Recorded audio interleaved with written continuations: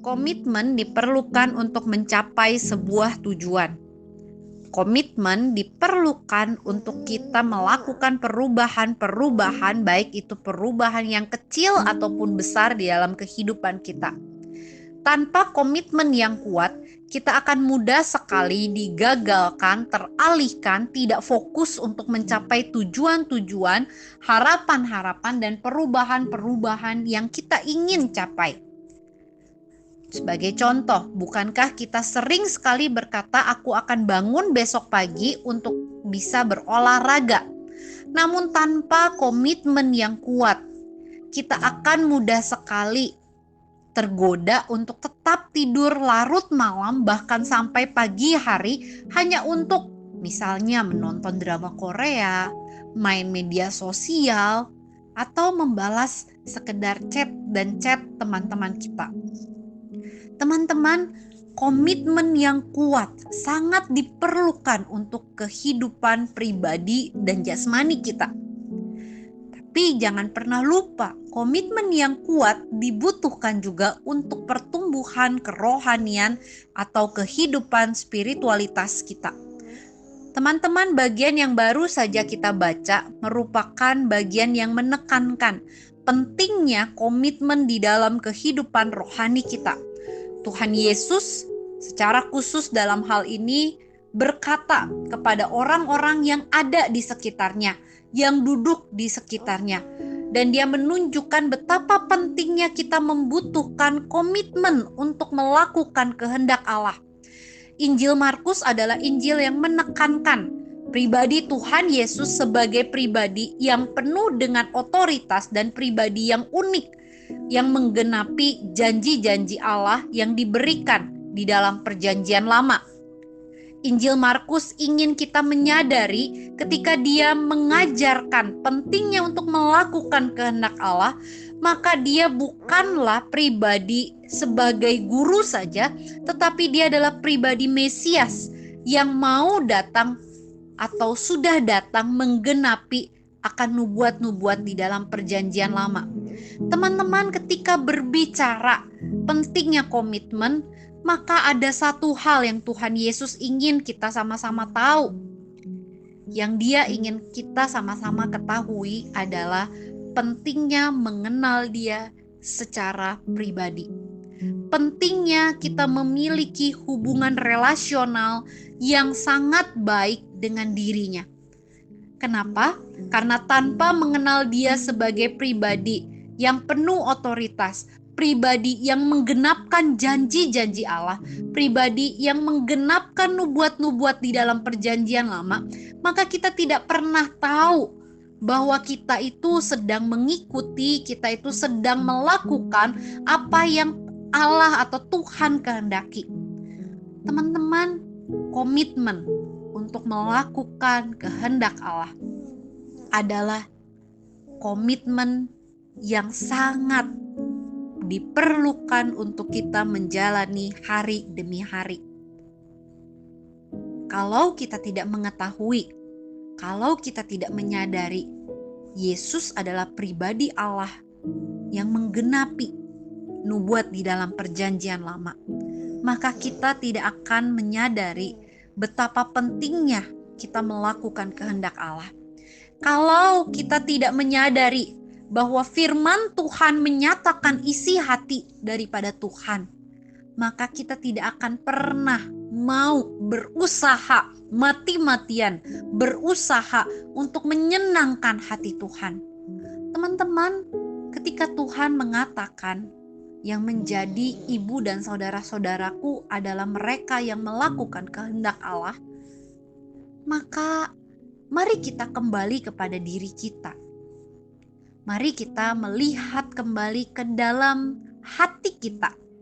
Sudahkah kita menyadari bahwa firman Tuhan yang tertulis di dalam Alkitab adalah firman yang hidup?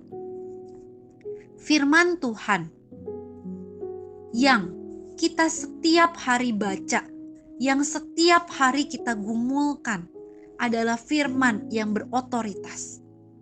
Teman-teman, kalau kita tidak tahu Kalau kita tidak mengenal pribadi Tuhan, maka kita akan mengabaikan semua yang sudah Dia nyatakan di dalam firman-Nya.